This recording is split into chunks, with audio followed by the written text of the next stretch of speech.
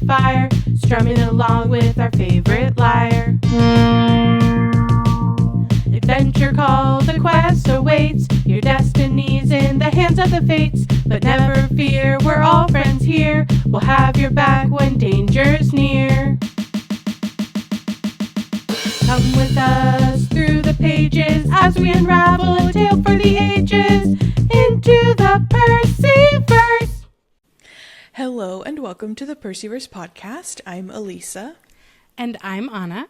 Grab your winged shoes, invisibility cap, and magical sword pen, because today we're discussing The Lightning Thief, Chapter 10, I Ruin a Perfectly Good Bus.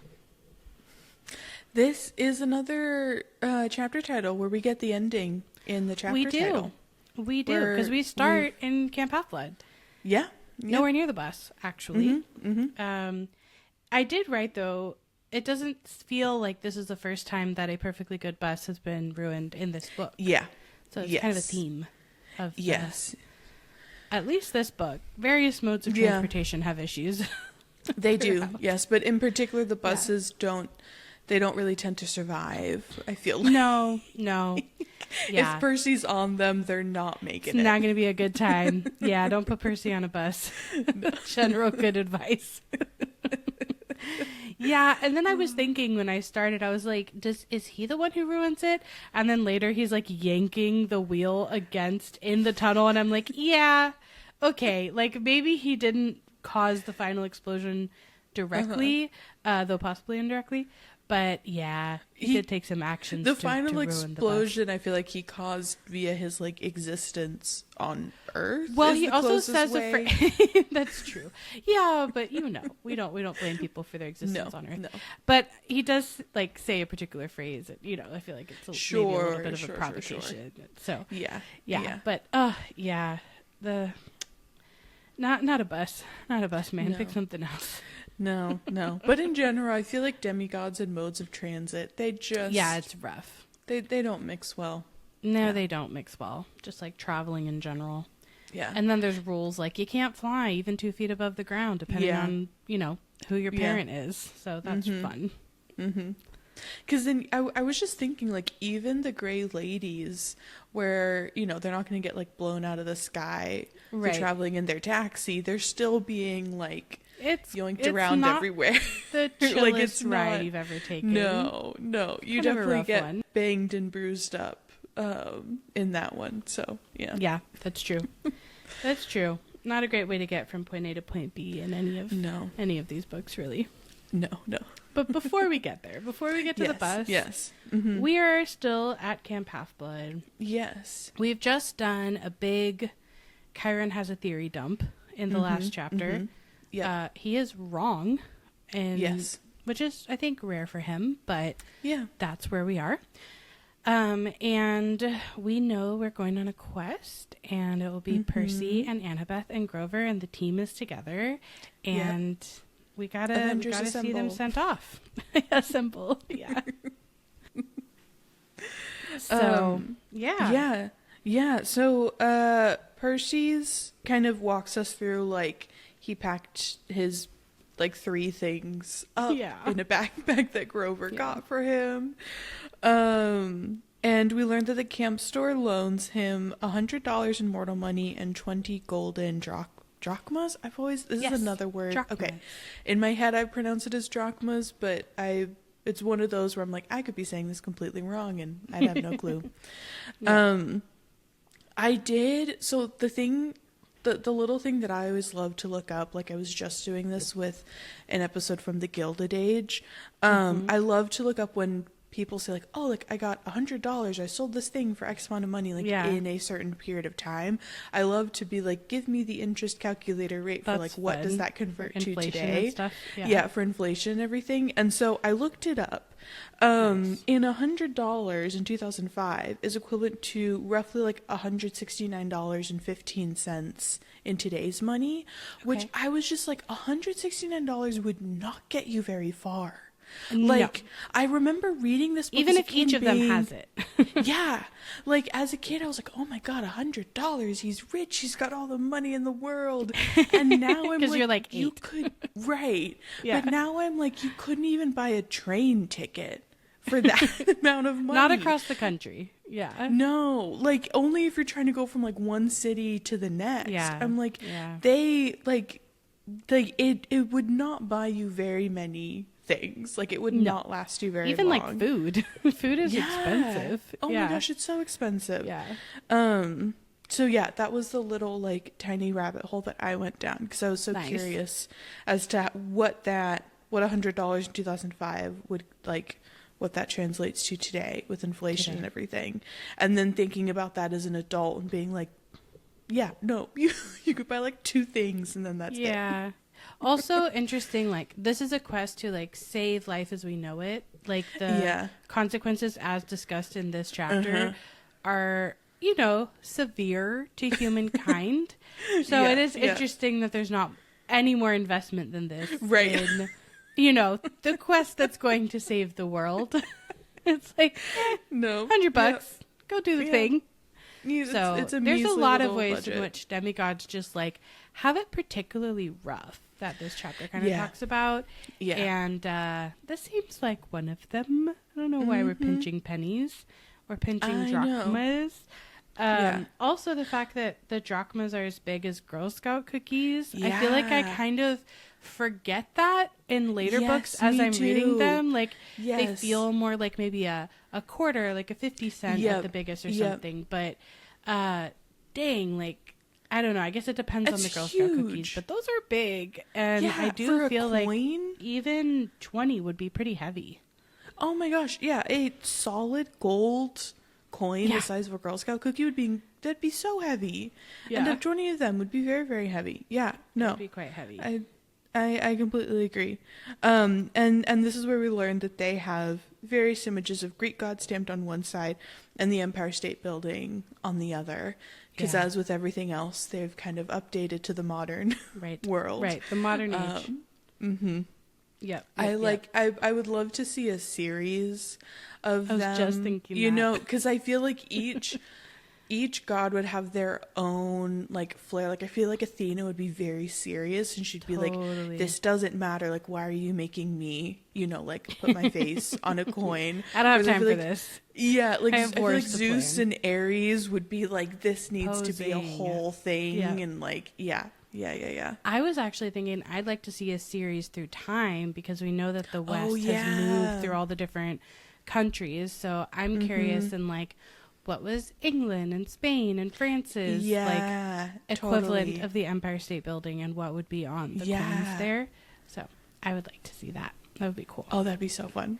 Everyone who has been to or from any of these countries, put your suggestions for where Mount Olympus would be in the comments. Yes. Yeah, please do. I'm curious.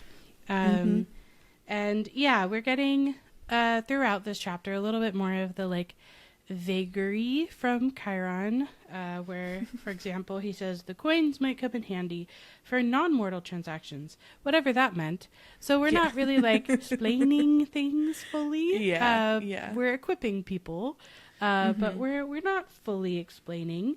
And they are getting some ambrosia and nectar, which is helpful, but also we learned that if you eat too much as a demigod, an overdose would burn you up, literally. So again, just a rough time. You know, what's that gram tip over point where you would, you know, just burst into flames instead of, you know, you've got like a bruise and you're like, oh, that wasn't worth it at all.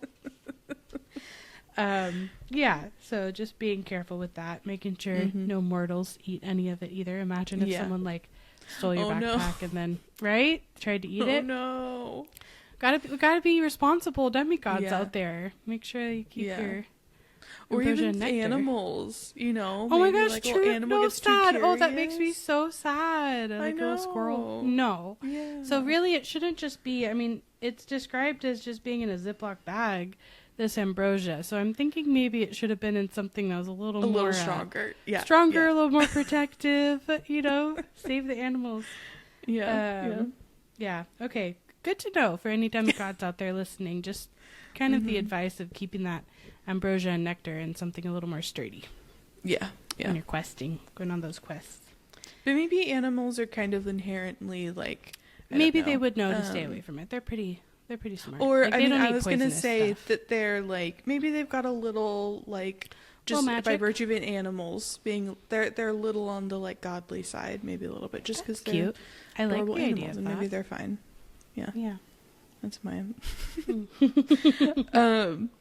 And then we actually get, I was surprised, I forgot we learned about Annabeth's Yankee cap at this point. I thought it wasn't until later when like I thought it wasn't until when they're in like the back of the truck transporting the animals and like you kind of learn about like Annabeth and Luke and Grover and all of that.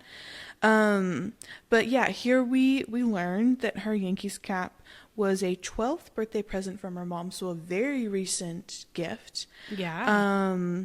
And also that she carried a book on famous classical architecture to read when she got bored, which I was like, hey, relatable. Always got to have a book on you. Always got to have a book on you. A just-in-case book, for those moments when you're on a quest and bored, because who doesn't, get bored? Of course.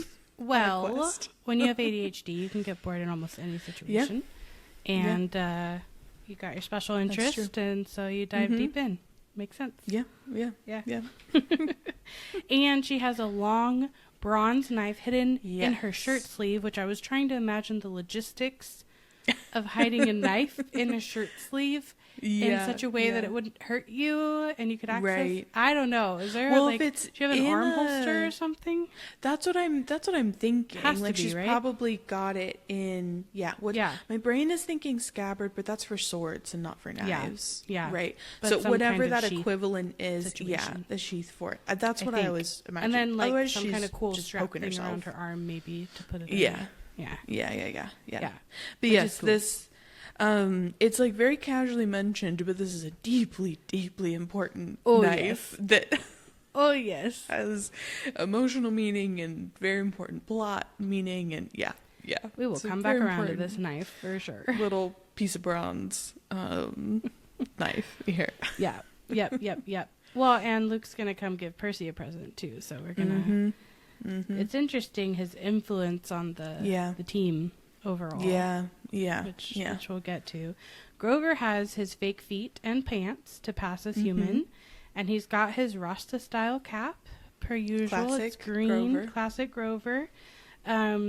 Because when it rained, his curly hair flattened, and you could just see the tips of his horns, which is just like also so cute, and like he's still like baby Grover at this point, so it's like he just had little horns. Little baby Grover horns. He's got a bright orange backpack, which I'm like, does that make it like a camp backpack? Like, do you get bright orange Camp Half-Foot backpacks? I don't know. Right. And I was thinking about it as like a safety thing. Sure. So you like can always spot. You can see him in the dark, like a biker. Yep. Either way, I'm not sure, but either way, it's full of scrap metal and apples to snack on. Classic, because Grover's always hungry. Grover somewhere in there. Always. That's never not present. And in his pockets is a set of reed pipes that his daddy goat had carved for him, which I thought was cute. And then I was like, we never meet Grover's daddy goat, do we? I was trying to remember if we do, like even later when he's, or if we get the story about him. I don't remember. Yeah. So we gotta look out for... I don't think do we ever meet either of Grover's... I didn't think so, but I don't know if they like show up when he like later when he's given more responsibility, or if we hear a story about what happened to them. We know we're about to learn about what happened to his Uncle Ferdinand. But, yes. I don't know if that's on his mom or dad's side, or I don't know. Yeah. But he only knew 2 songs: Mozart's Piano Concerto Number 12 and Hilary a classic. Duff's So Yesterday. Another equally classic. Equally classics. Percy says both of which sounded pretty bad on reed pipes, which I don't know. Does that say more about the songs being able to be played on reed pipes, or Grover's playing at this point? Right. Yeah. I think he's probably more of Grover's playing at this point, because I think at this point he's kind of like notoriously not the best reed pipe player in comparison to other satyrs.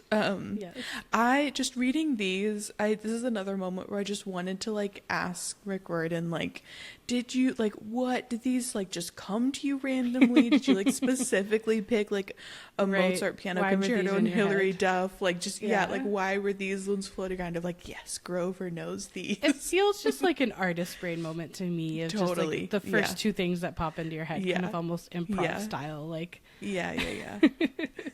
but yeah, I would be curious to know that too. You know, I don't know, maybe Grover's like a huge Hilary Duff fan. Yeah, I think that he is. I think that's already confirmed. But is Rick Riordan a Hilary Duff fan? That's the true. Yeah, that's the that's more what we need question. To know. Yeah, $1 million question, $1 million drachma question. Yep. Yeah. So they wave goodbye to the other campers, and Percy's taking one last look at the strawberry fields, the ocean, and the big house, which is already feeling a certain amount of nostalgic for him, even though he's just like barely been there that long. And then they hike up Half-Blood Hill to the pine tree that used to be Talia, daughter of Zeus. And just like the phrasing of that, like Talia, daughter of Zeus, it just felt very like official when I read it this time. Yes, yeah, and Percy like refers to it that way. I think in every time he mentions it, he says Talia, daughter of Zeus. Like it's very formal every single time, which I found very interesting. Well, so it's important information for us to not forget as the reader, certainly. Yes. It did, and it did also feel a little bit like, remember this for the next book. Remember this for the next book. Very important for the next book. Yeah, get this in your head. Though, obviously, in general, like, these kids are more than, you know, who their parents are. Yes, yeah. So Chiron is waiting at the top of Half-Blood Hill with Argus, the camp head of security. The surfer dude. I love how Percy describes him as a surfer dude. The surfer dude just covered in eyes. And as surfer dudes are. As classic surfer dudes are. And I thought it was so funny that Percy goes, he supposedly had eyes all over his body, so he could never be surprised. Today, though, he was wearing a chauffeur's uniform, so I could only see extra peepers on his hands, face, and neck. And just like the wording of like the extra peepers. Yeah. Like those moments where like the language is so specific, the wording choice is so specific that it's just really funny. And also the fact that Percy's like, supposedly he does, but like until I get visual confirmation. As the rumor goes. Yeah. I won't believe it. Chiron makes a joke. Yes, he does. Yeah, he throws in a little pun because he's like, this is Argus. He will drive you into the city and, keep an eye on things. And I feel like that's Chiron's trying to hustle like type 5 at the top of the hill. Exactly. I'm like, hilarious. Wow, Chiron. Yeah. Making your little joke. But he can't, he's like not fully committed because he's like, well, keep it. He's like, he wants to make the joke, but he's hesitating to make the joke. And in the end, he decides to make the joke. Yeah. And then nobody laughs. And I'm like, I'm sorry, buddy. You got to go with a little more confidence there. Yeah. But then Luke comes running up the hill carrying a pair of basketball shoes. Oh. Yes. And he's like, hey, glad I caught you. To which I just want to be like, this all just feels so like planned, because you knew he was performative, because it's like Luke knows that they're leaving, he knows what time they're leaving, they'd already said goodbye to everybody else, like the kind of, oh no, I like last minute caught you before you left, just feels very much like all part of the act of it all. But Percy notices that Annabeth blushes the way she always did when Luke was around. And Luke says that he just wanted to say good luck and thought that Percy could maybe use these, and hands them the sneakers, which Percy notes looked pretty normal. They even smelled kind of normal, which felt like such a funny thing to be like, well, that smell funky. You would think that godly shoes would maybe have some kind of odor protection on them. Yeah, that's true. You know. Yeah. kind of a weird thing. And Luke says, I've always in my head said this as Maya. Yes, Do you know? And I looked this up. Oh, okay. I had information please about share. Maya. Oh, please share. Okay. So Luke says Maya, and Wiper's wings sprout out of the heels, startling Percy so much he drops them. Then the shoes flap on the ground until the wings folded up and disappeared. So these are like the flying shoes. Mm-hmm. So I always thought Maya might be like Greek for fly or some kind of command like that, right? No. So I looked this up. And Maya is the name of a Greek goddess, one of the Pleiades, actually, who are the seven sisters who run from Orion and are the daughters of Atlas and Pleione. Pleione? I don't know the exact name. But we will meet another daughter of Atlas. Yeah. So that's super interesting. That is really interesting. She is the goddess of fertility and protection of newborns. So Maya can be translated to mother or nurse and is associated also historically with midwives, or even can be used as an honorific for an older woman sometimes. But key to why it connects to Luke, as I was reading through all this stuff, is that Maya is the mother of Hermes. Oh, whoa. And so I guess that you're invoking Hermes' mom whenever you use the shoes in order to fly. And she's a protective figure. So maybe there's something to like the shoes providing protection, which is a bit ironic because of how they'll be used in this book, actually. Yeah. I don't think she'd be too happy about that. But yeah, that's what I learned. Wow, that is so interesting. I know. I fully always assumed it just meant fly in Greek or something. Same. Like that. I Googled it and I was like, that none of this is saying the word fly. Yeah. So, yeah. Oh, interesting. Well, I guess because they were a gift from his dad, it kind of, it makes sense. Like, right. You would invoke his grandma essentially, but his dad's mom. Yeah. Yeah. Wow. I know. That is so fascinating. Yep. The more you know. The more you know. So that's that's Maya, and Luke. Grover says awesome, and Luke smiles and says, "Those served me well when I was on my quest. Gift from Dad. Of course, I don't use them much these days." His expression turned sad, and I was like, "Wow, emotional manipulation much?" Like, like, come on, dude. Like, he's just really, really milking it. But Percy just takes it at face value and thinks it's cool that Luke came to say goodbye and even brought him a magic gift, and it made him blush almost as much as Annabeth, which is kind of funny.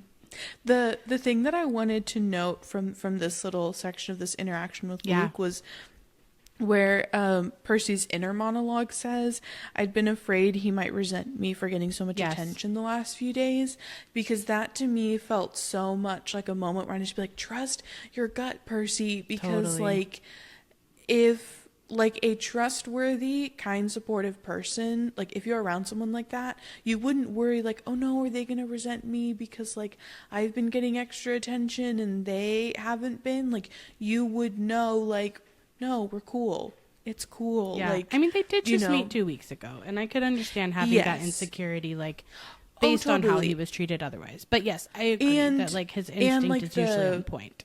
The age range, like, it makes sense at that age to be like that, to be like a concern of like, oh no, are you going to resent me because I showed up and now I've like have been getting all of this attention. But I do think that like fundamental concern, especially because Luke is like so much older, he's 19 years old, like from the perspective of a 12-year-old, a 19-year-old is like a fully grown adult. 100%. You know, like when you're 12, a 19-year-old is a fully like grown adult.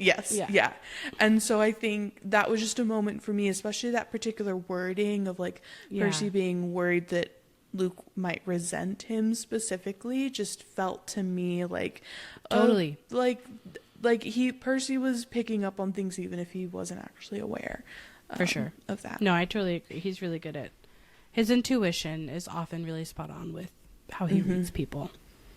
100%.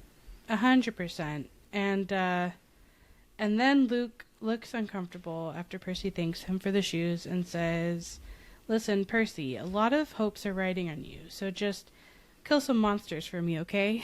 It's kind of like when Chiron's kind of like, yeah, it's just the fate of the world is on your shoulders, but try not to stress about it. It's like, thanks guys. It also felt so layered, because I was like, a lot of your hopes and Kronos' hopes are riding on this. Like, it was such, the subtext is there.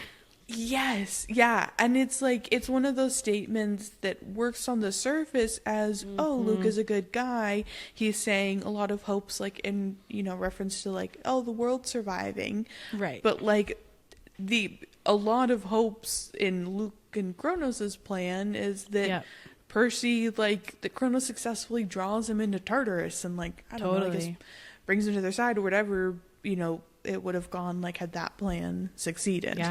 Yeah, 100%. Yes, very layered. All the subtext is there, which Percy obviously doesn't know about, but we do. Flies over his head. On shoes. Yeah, wing shoes. They shake hands. Luke pats Grover's head between his horns, which is kind of like an interesting... That felt very, like, patronizing and, like, kind of condescending to, like, pat his head. Yeah, like Grover's a full protector who, like, helped Luke get the cape. Yeah. Yeah, 100%. Yeah, and he's treating him like he's, like, a 5-year-old. Or, like, not even, like... To me, it felt very much like, you are not a human, so I'm patting you on your head. Like, also kind of a layer to it. Because it doesn't, like, pat anyone else on their head. No, totally. I do think that there's a... You know how they say, like, watch how people treat other people kind of thing? Yeah. I do think there's a layer of that here with Luke. It's like he's kind of indicating a little bit of who he is and how he thinks about people. And then he gives a goodbye hug to Annabeth, who looked like she might pass out. And Percy, like, ribs her for this and says, you're hyperventilating after Luke leaves. And she's just like, am not. One of several squabbles. And then Percy's not letting it go, and he says, you let him capture the flag instead of you, didn't you? Which is like, and like, why normally, like, she's pretty ambitious, why would she do that? And she goes, why do I want to go anywhere with you, Percy? Which is basically like, for someone so clever who could definitely have a good retort, is essentially like, yes, you're right, and I can't deal with what you're saying, and I don't want to, so I'm just gonna say I don't want to hang out with you right now. Because I have nothing else to say, actually. Yeah. So I think that was a hard truth to hear, to have someone call her out on what happened. But she stomped down to the other side of the hill where a white SUV waited on the shoulder of the road, and Argus followed, jingling his car keys, because, he's just a surfer dude, so he's just vibing. All vibes. He's just having a good time. Yep. All vibes. And so Percy picks up the flying shoes, and then he gets, like, a sudden bad feeling, and he looks at Chiron and says, I won't be able to use these, will I? And what then really stood out to me in this part was I was just like, then why did they go with flying shoes as the gift to Poseidon's son? Like, why was that Luke and or Kronos' plan? Like, it felt like they missed the very obvious, like, the son of the sea god probably isn't going to utilize something that has flying powers. Like, I don't know if they just were going for, like, oh, he'll be reckless, or it doesn't count because it's not so high up in the sky. But it felt, this time around, I was like, wait, why on earth seems like a would mistake. Yeah. Especially when I'm sure they could enchant something else to basically pull him down. Potentially. Like magnetize him somehow. I mean, I guess they might have had the same thought we did, which is like 2 feet doesn't make sense. Like, if he stays close enough to the ground. You know, like, they may not have thought that would come up. They also, Kronos might just, like, care so little about the god's pettiness that he might not have even thought about the fact that, Poseidon and Zeus were I don't know, that would be a consequence for Percy. Yeah. I don't know, but my question is, do you think when Percy gets a bad feeling picking up the shoes that he's having an intuitive moment where something in him knows that there's something bad about the shoes? Yeah. Oh, that's true. Yeah. I hadn't thought about it that way before, but I think you're probably right that he does sense the like evil something or another, because they did something to them that makes them pull to Kronos, right? Like they're not just however they were when Luke went on his quest. So I was just wondering if Percy kind of felt a disturbance in the Force and was like, these are cursed or whatnot, and takes it as an ominous like, oh right, I just learned that I can't fly, so I shouldn't use these. And Chiron, maybe in an abundance of caution, instead of being like, I mean, hover mode is fine, you know, he's just like, yeah, maybe don't use them, like just play it safe. Yeah, no, I think you're totally right that he probably picked up on something but just interpreted it in the way that made sense for him in that moment, which was any amount of flying is not gonna be okay. And so he's like disappointed, but then he gets an idea and he asks Grover if he wants them. And it really stood out to me that I was just like, this is the moment where Percy saves his own life.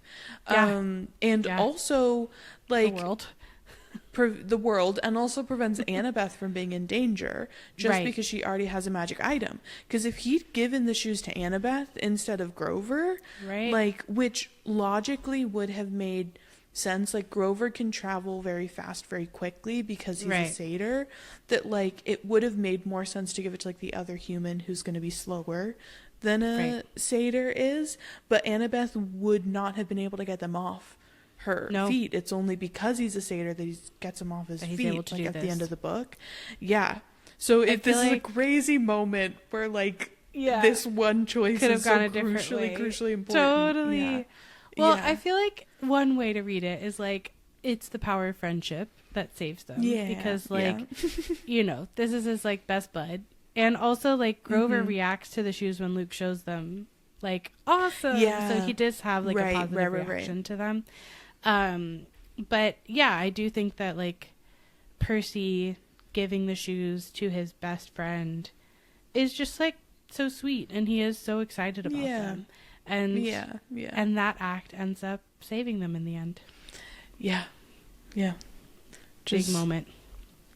And also if Percy was any more like, because he is a relatively selfless person, I feel like, overall, like so if he was any more, I don't know, like I don't want to say selfish as a judgment, but if he was, and he like wanted to keep them for himself in spite of the danger just because they're cool, which would be a valid choice in my opinion because they are cool, then he would also be dragged down into Tartarus. So there's this combination of like friendship, but also Percy being willing to give up something cool for his friend, like not having to keep it for himself just because it's a magical item.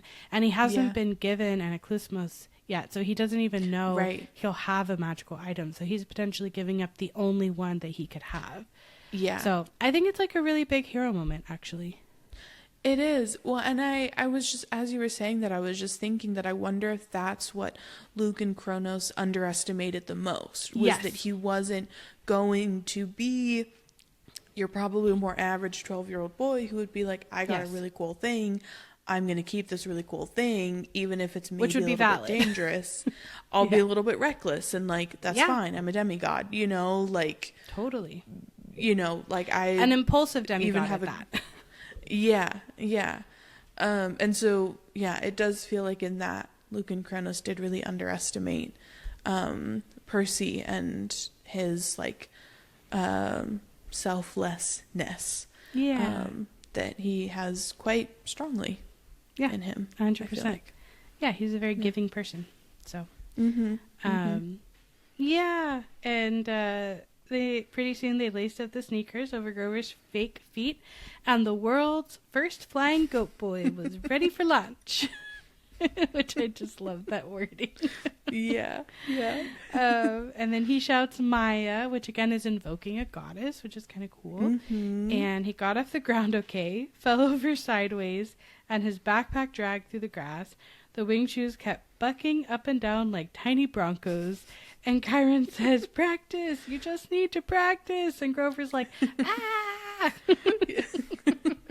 And it's flying sideways down the hill like a possessed lawnmower, it's lawnmower. A string of great descriptions. Fabulous. From like first flying goat boy to bucking like tiny broncos, a possessed lawnmower. It's great. So good. They're all so good. Banger after banger.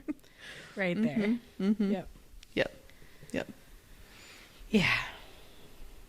And then Chiron is just like getting sentimental and wishing that he had trained Percy more.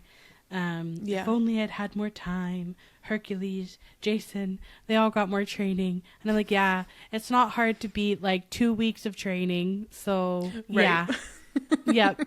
Truth. Facts. Yeah.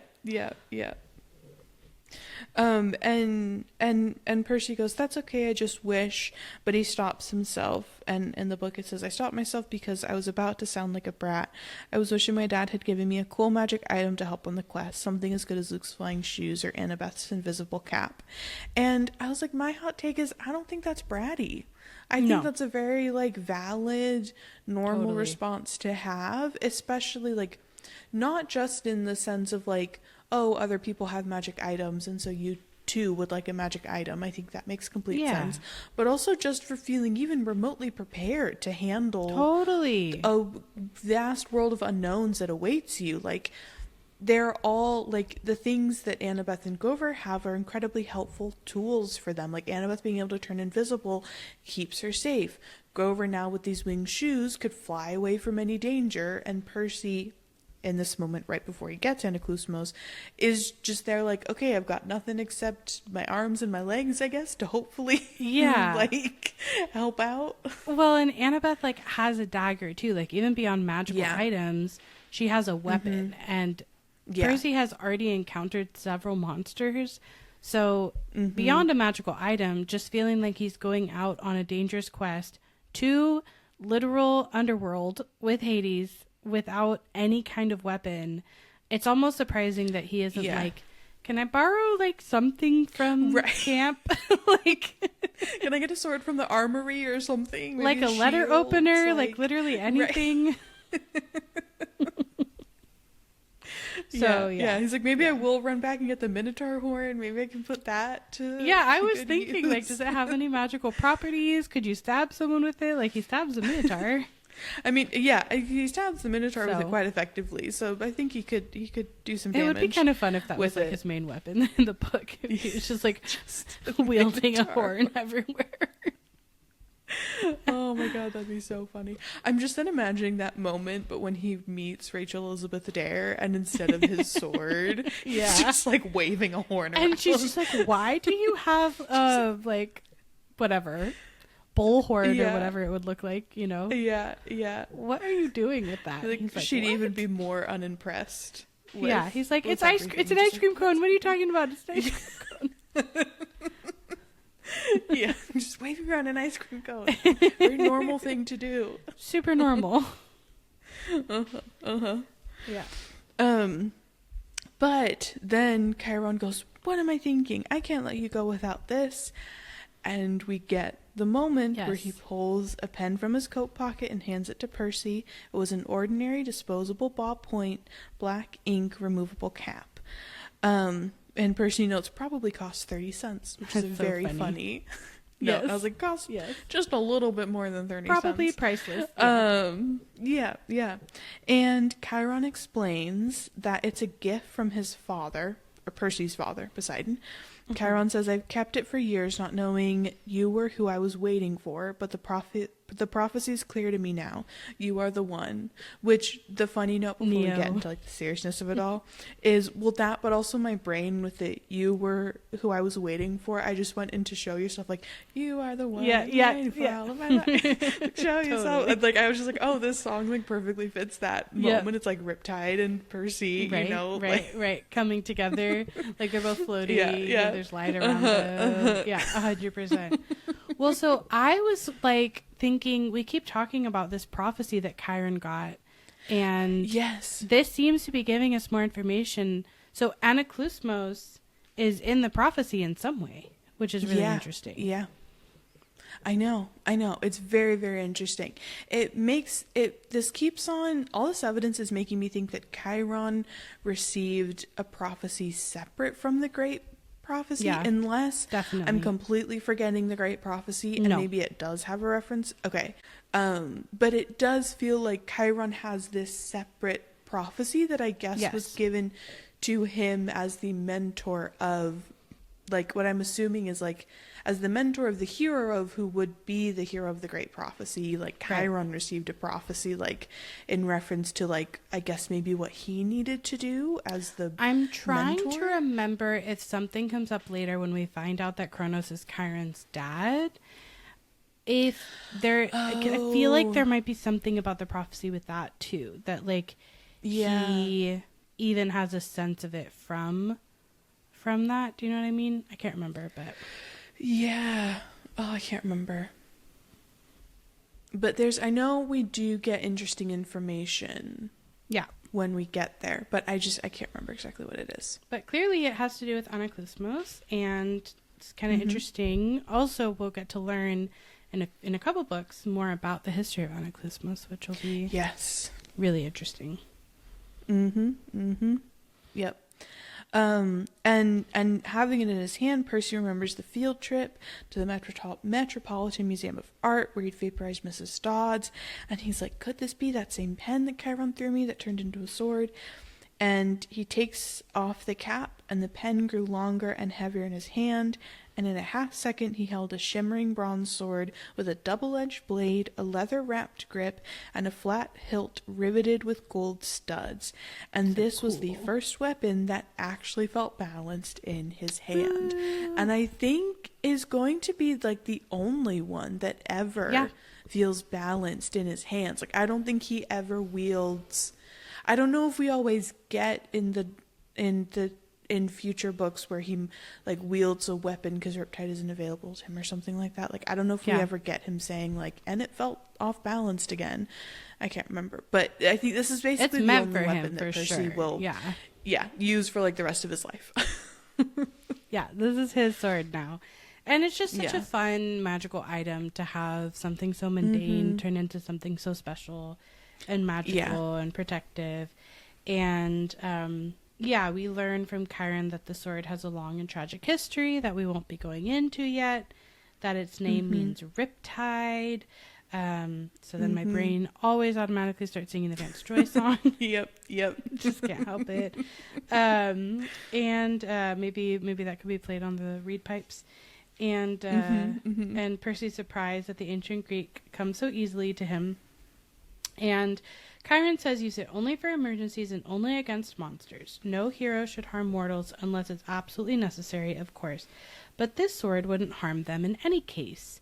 And Percy looks at the wickedly sharp blade and wonders how it possibly couldn't harm mortals, and learns from Chiron that it's celestial bronze forged by the Cyclopes, tempered in the heart of Mount Etna and cooled in the river Lethe, which is really fun because eventually we shall go to these places. It's deadly to monsters, to any creature from the underworld, provided they don't kill you first. But the blade will pass through mortals like an illusion. They're simply not important enough for the blade to kill, which I felt like was the most rude way that you could say this ever. So thanks. Yeah, brutal. Yeah, just fully reading brutal like truths all from mortals. Yep, 100%. And he says, I should warn you, as a demigod, you can be killed by either celestial or normal weapons, you're twice as vulnerable.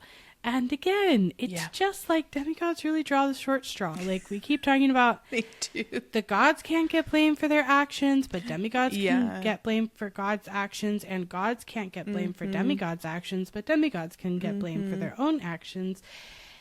And they can burn up eating too much ambrosia or nectar, and they can be killed by any weapon. So, who wants to be a demigod?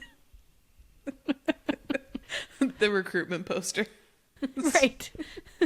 Well, no, it's like the asterisk on the recruitment poster is like 10 lines long.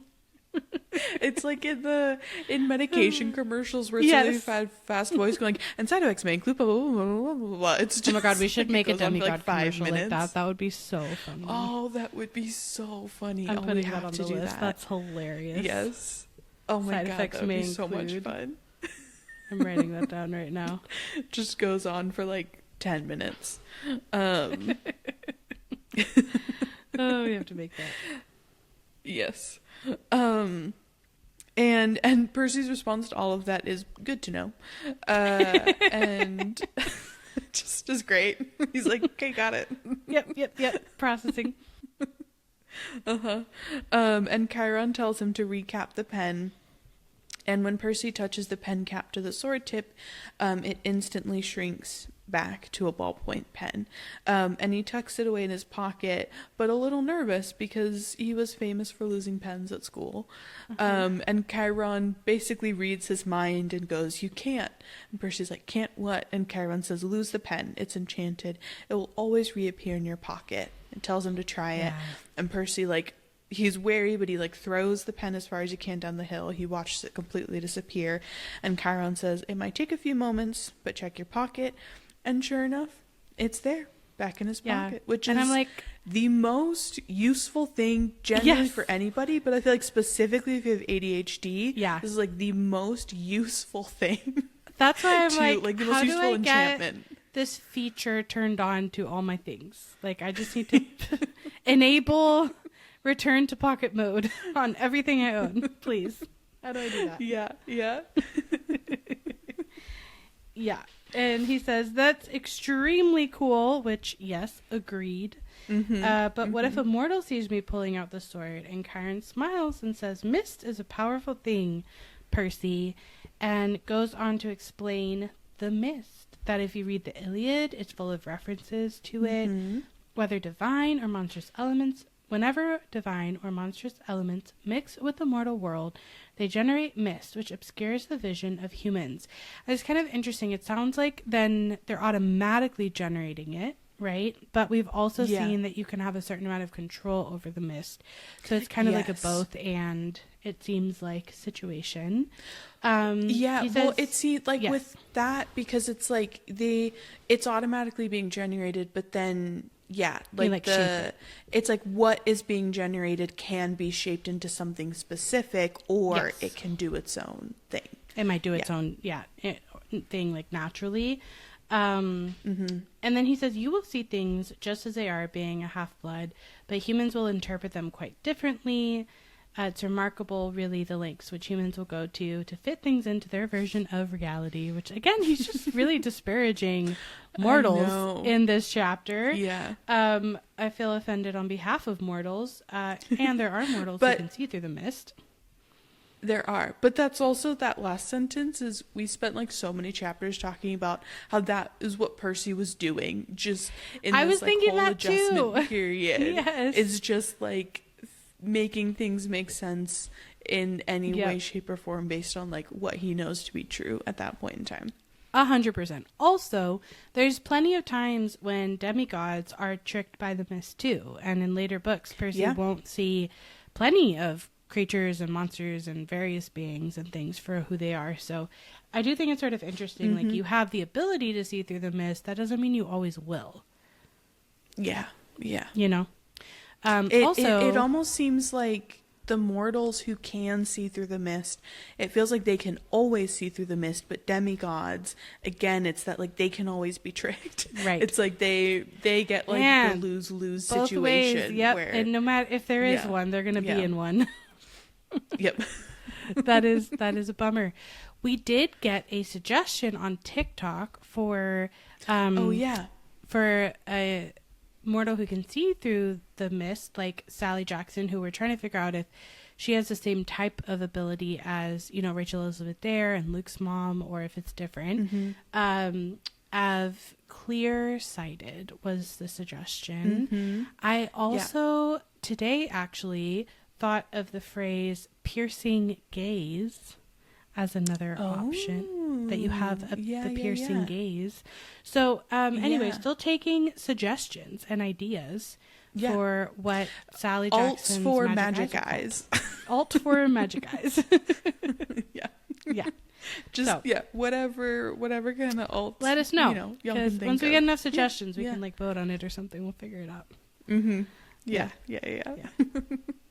For when we make the like official theory video. Yes, you know, exactly. About about all of this. And then this is when Percy puts Riptide back in his pocket. It's the first time for him that the quest is starting to feel incredibly real. I think this is the moment that it hits him. He's leaving Camp Half-Blood. He's going out, he literally says, with no adult supervision, no backup plan, not even a cell phone, because this is where we get that little tidbit that cell phones are traceable by monsters.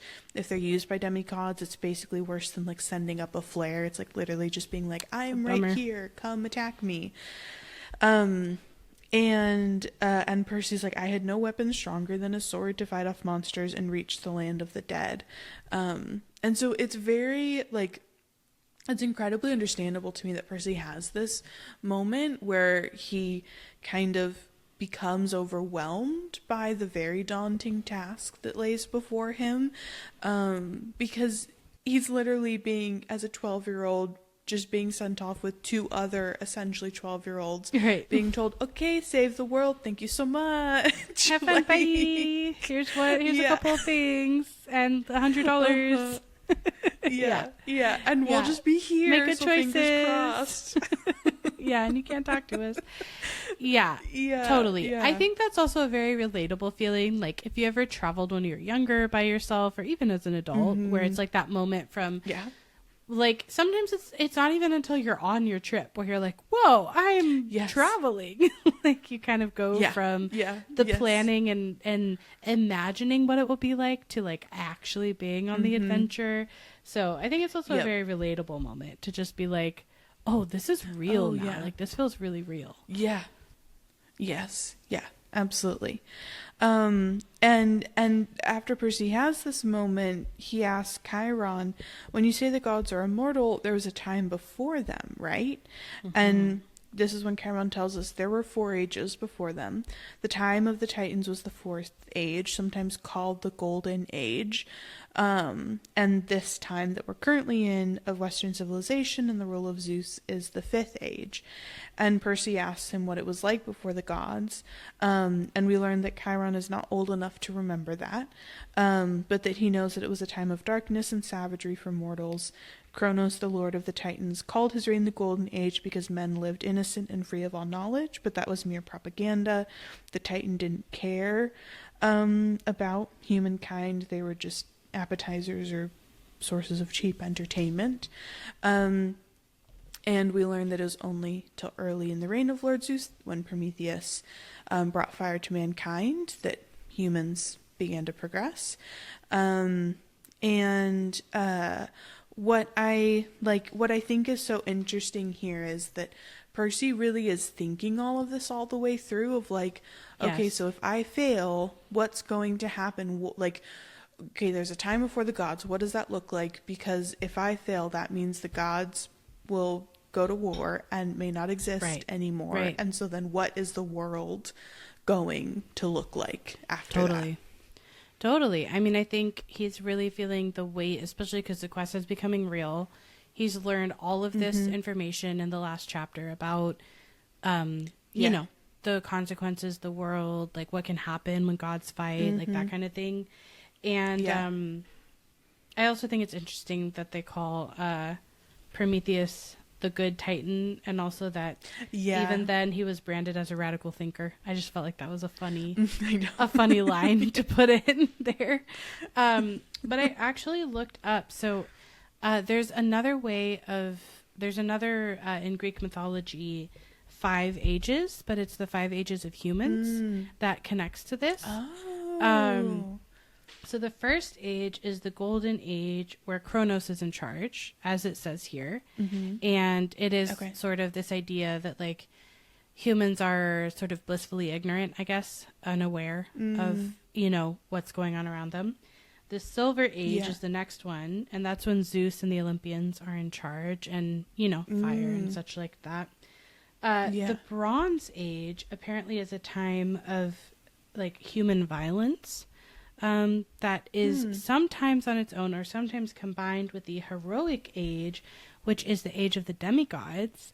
And the Trojan War is in this period, because I believe this was all kind of constructed by Hesiod, who is one of the like writers, So the Iron Age is the age when Hesiod is writing, and it is an age, I think we're still in it. I'm not sure. I don't remember. Well, I mean, it feels like it sometimes, because it's an age of hardship and the decline of humanity, and humans are forsaken by the gods. Oh no. So that's how Hesiod felt. Oh, no. But I thought it was interesting, because I was like, I feel like everyone can feel sometimes like they're living in the hardest time of human history. So Hesiod is writing this like, I don't know, 2,000 years ago, right? So I thought it was interesting. It's always possible to feel like you were in the hardest time of human history. That's true. Like, that's kind of a common thread we have with various writers throughout the years. But when I was looking up the different ages and trying to understand what he's talking about, this came up a lot, the 5 ages of humankind. So I thought that was really interesting. Yeah. Well, and what, and this is where my memory is going to completely fail me, as I'm trying to go back to like history classes from just so many years ago now. But I found it really interesting that like he was using like silver, bronze, like for the terminology of the ages, when that's also what we have done like on a much larger, like, over tens of thousands of years, to like describe humans, like technological advancements of, like, when we developed like the wheel, and like when we like progressed in all these areas, it's like we use that same nomenclature to like describe the ages. So I found that very interesting. It made me wonder if maybe like historians used that original like concept, like all the way from back then, but applied it to a larger like scale of time in human history. I do think there's also an element to like when they start finding tools or things in like a certain metal, or then that sometimes like connects it. But it is interesting how it parallels with like mythology, like things people were writing about a long time ago.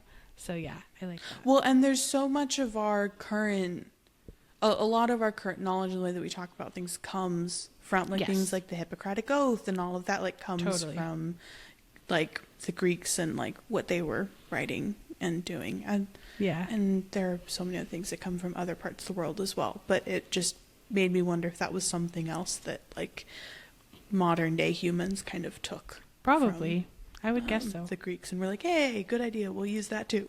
Add that one to the list.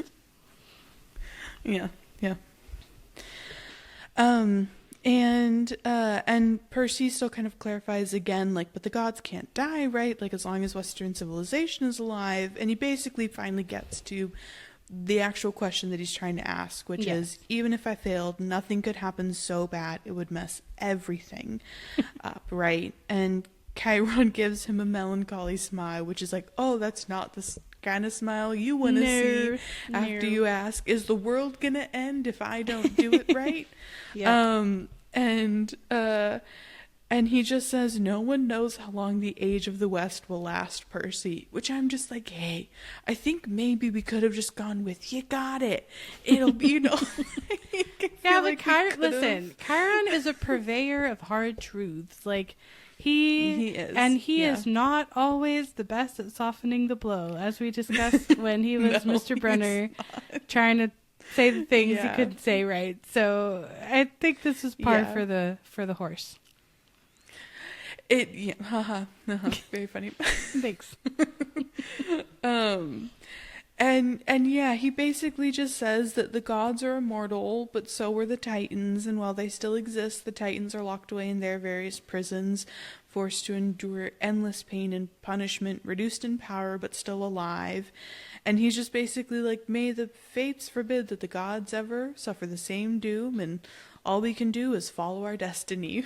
It's just like, really like, okay, that doesn't feel the most helpful in this moment. Totally. I agree with that. I do think, like, something that comes to mind, though, that's interesting here is, like, a few things. One is that the fact that the Titans still exist in some form and are imprisoned, setting up some storylines for later. So it's cool that we're, like, getting that information now. Yes. And also, obviously, like, the big bad and, like, even what will happen at the end of this book. So I think that's kind of cool that we get that set up now.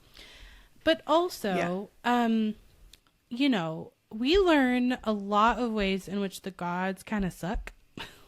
Like, they're not the best at leading the world. Yeah.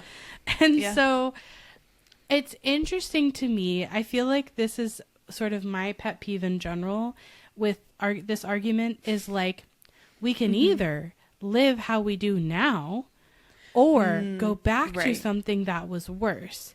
And I'm just like, are there only two options? Is that true? Like, I don't think so.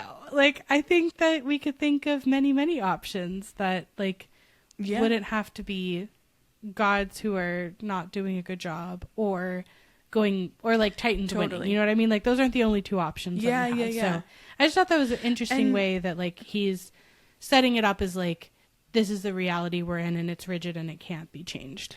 Yes. Yeah. And I think that's what I've always loved so much about Percy as a character and as a hero is that he is okay with challenging that norm and the way things are. Yeah. And by the end of these 5 books, he does go, okay, no, you, the gods, must fundamentally change. Otherwise, like, this will just happen again. And also he kind of rightfully shames them a little bit and goes, hey, you just point blank need to do better. Like, you owe your kids and the world that. And so I do love that, like, Percy's journey is kind of is challenging this one or the other that Chiron gives him in this moment. Yes. And that Percy goes, no, there's a third way, and it's me helping the gods win and then turning around and telling the gods, you need to change. Yep. Yeah. Yeah, so Chiron says, all we can do is follow our destiny, and Percy says, our destiny, assuming we know what that is. And then Chiron says, relax, which I'm just like, don't tell Percy to relax in this moment. That's like telling an angry person to calm down. I'm like, that's just like not the vibe. It's not the moment. Not the great wording. And then he says, keep a clear head and remember, you may be about to prevent the biggest war in human history. And Percy goes, relax. I'm very relaxed. And I was like, exactly, yes. Like, if there was ever a moment for sarcasm, this is the moment. Yes. Like, come on, people. Fully the moment. Yeah. And Percy gets to the bottom of the hill, looks back, and here we get again the very formal, under the pine tree that used to be Talia, daughter of Zeus. That's like her official name on her driver's license. She's Talia. It's not Talia Grace, it's Talia, daughter of Zeus. Daughter of Zeus. Yep.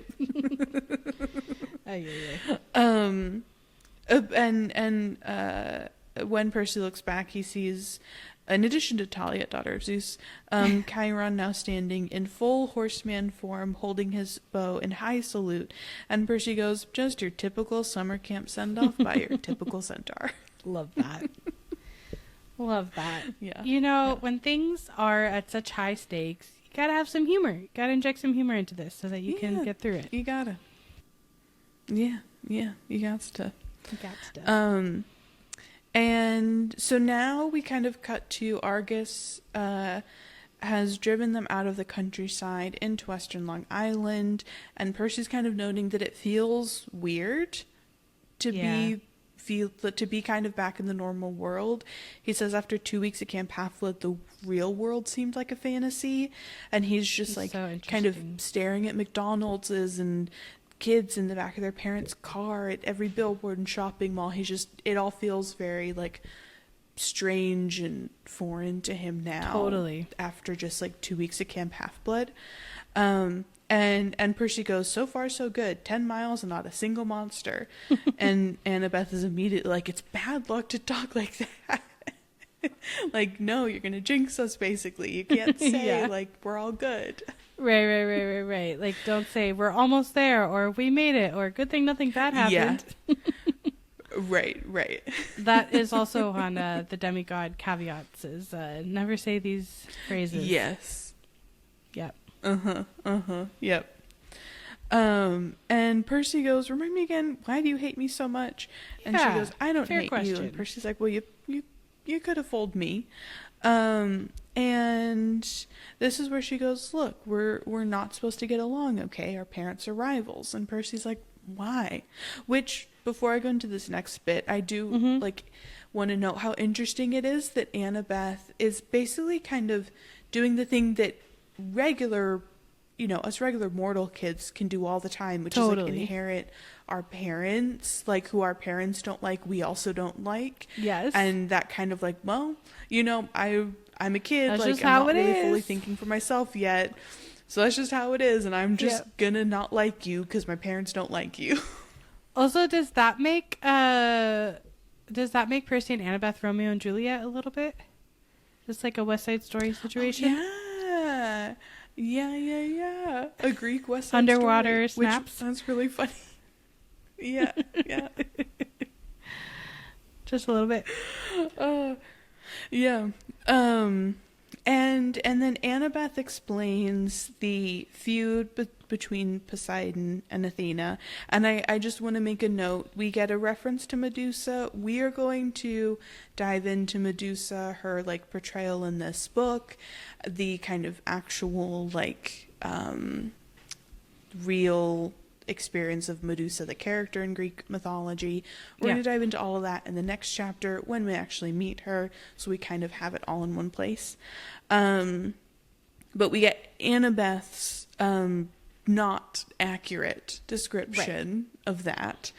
And then also the kind of brief summary of like when Poseidon and Athena competed to be the patron god for the city of Athens, and that her mom won via the olive tree, and they named the city after her. And Percy's just like, well, they must really like olives. And she's just like, you're not taking this seriously enough. Basically, she's like, forget it. Yeah. And Percy, again, cracking jokes, goes like, well, now she'd invented pizza. That I could understand.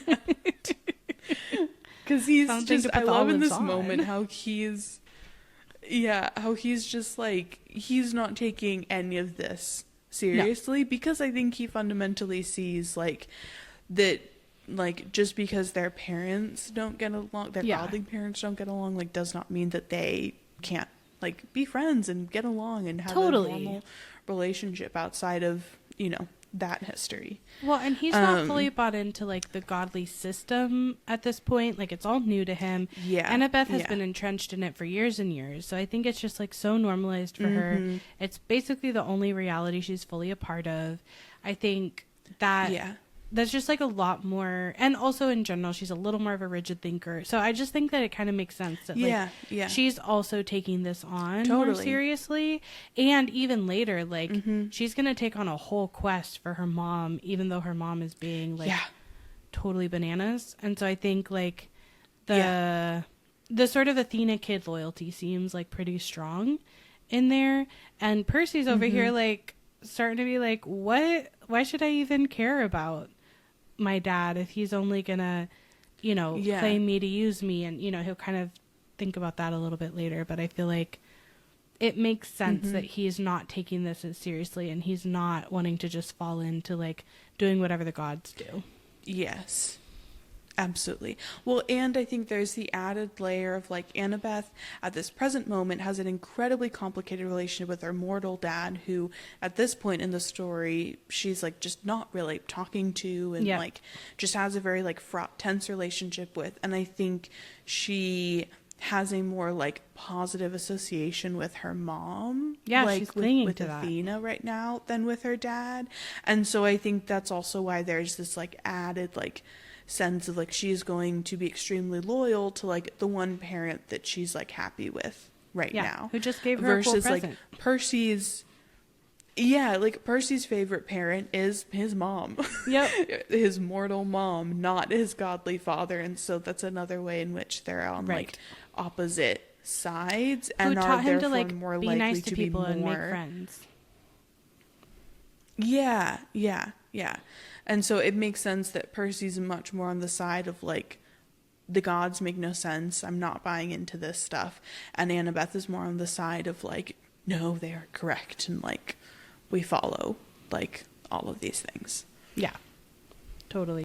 So Argus smiles in the front seat, which I think is just funny. He's like, it's kind of like anytime that like, okay, you're a kid and you're with other kids and somebody's parents is driving you to camp or somewhere, right, to an experience, and like obviously they're in the car with you, but I feel like kids often talk like, I definitely did that. Like no one can hear you.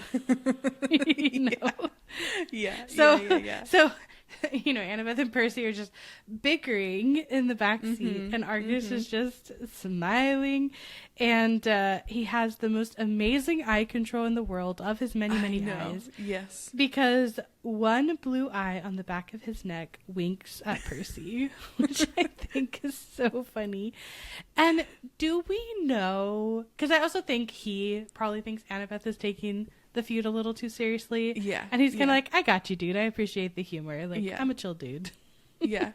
I also think that he's like, he's picking up on the vibe. Like, I think he knows. He was like, y'all are going to fall in love.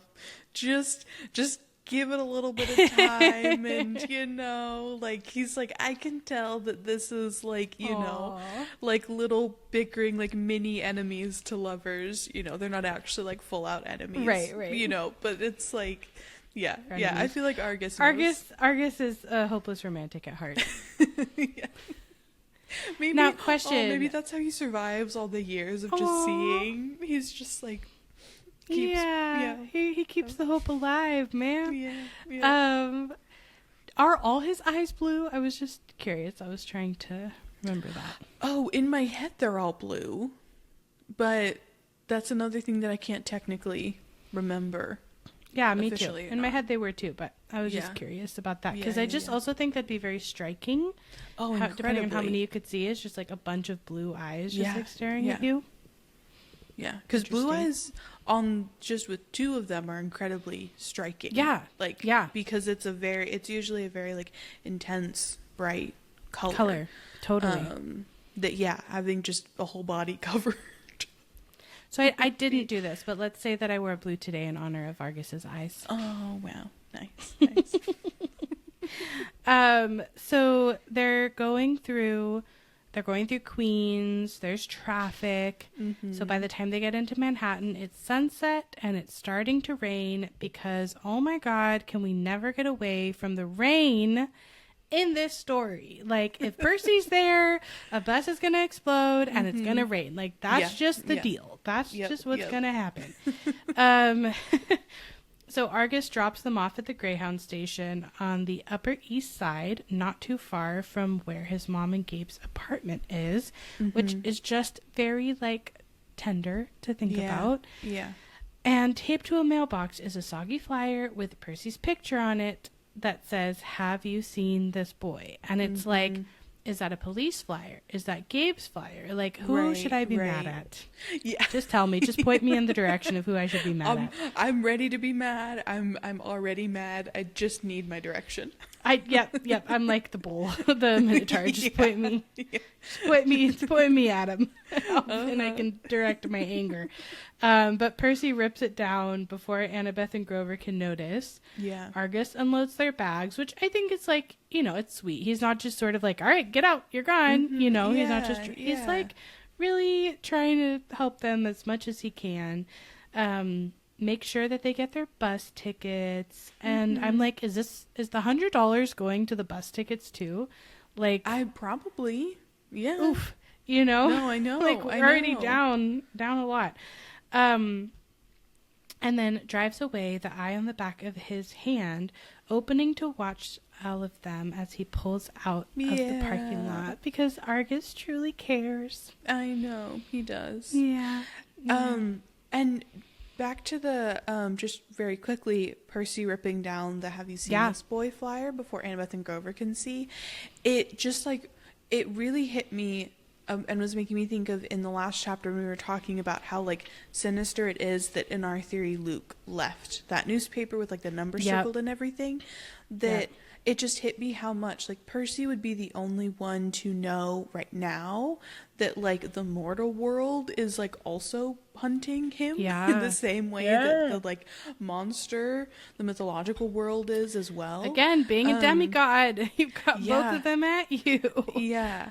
And it made me kind of sad in this, like, I completely understood Percy ripping it down before Annabeth or Grover could see, but it also made me a little bit sad. It was like, no, like, they're your friends, like, they'll help you. Yeah. That he couldn't, like, rely on. Yeah. But it almost felt to me like this moment of, I don't know, I read it as almost if he felt like embarrassed or something by it. I agree. Which I, like, can completely understand, and I also just wanted to be like, no, just let them help you. Yeah. I mean, he did just have a little spat with Annabeth, and I think, you know, they're out in the world, and he's probably feeling a little more vulnerable. And he's, like, essentially being accused of like hurting his mom or causing the accident that hurt his mom, and he already feels bad about how his mom died. So I think died quotes.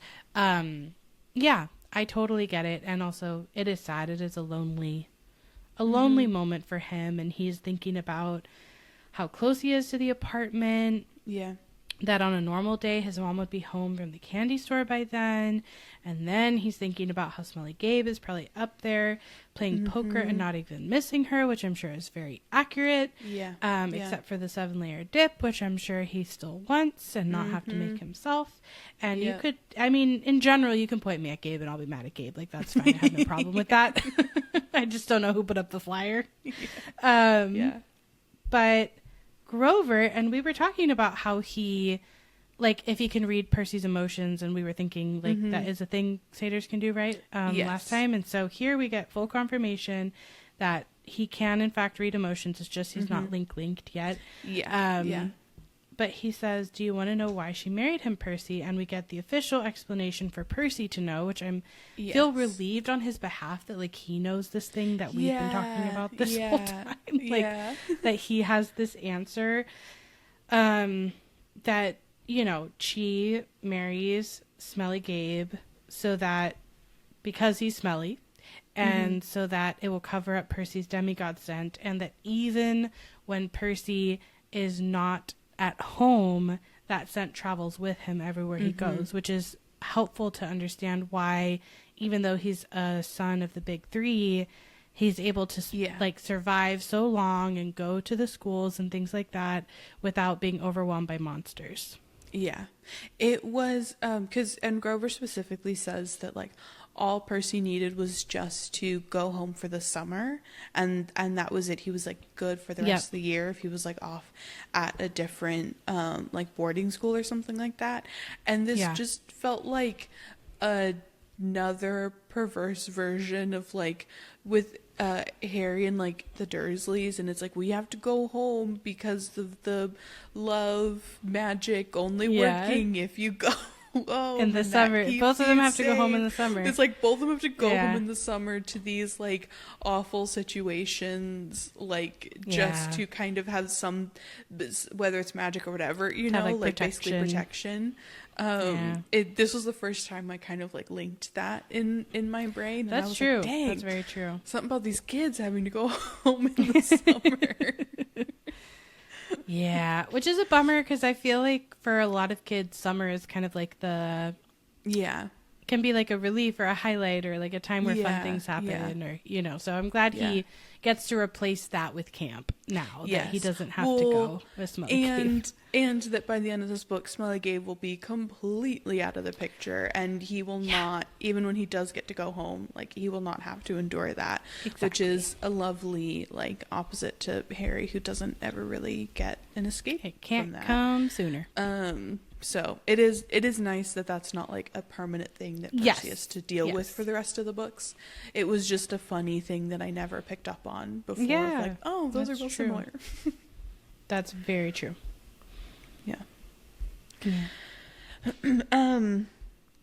But then kind of like hearing, you know, Grover talking about his mom and why she married Gabe. And at the end of all of that, with Grover saying, like, basically she must have loved you a lot to put up with that guy if it makes you feel any better. Percy internally goes, it didn't, but I forced myself not to show it. And he kind of comes back to what he's holding on to, which is, I'll see her again. She isn't gone. And he wonders if Grover can still read his emotions, mixed up as they were. Because even though he was glad that Grover and Annabeth were with him, he felt guilty because he hadn't been totally honest with them about why he said yes to the quest.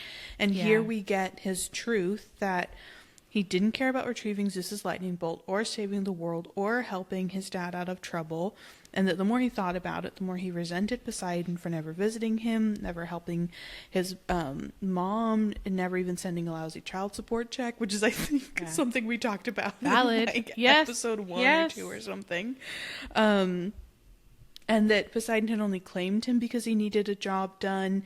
And we get Percy saying, all I cared about was my mom. Hades had taken her unfairly, and Hades was going to give her back. And that, I think is like, it's totally fair, you know? Like, Percy doesn't have any reason to care about Zeus's lightning bolt, to care that his dad needs him. Like, this is not a world that has given him anything other than danger, and the world has taken away the only person that was his like safe place.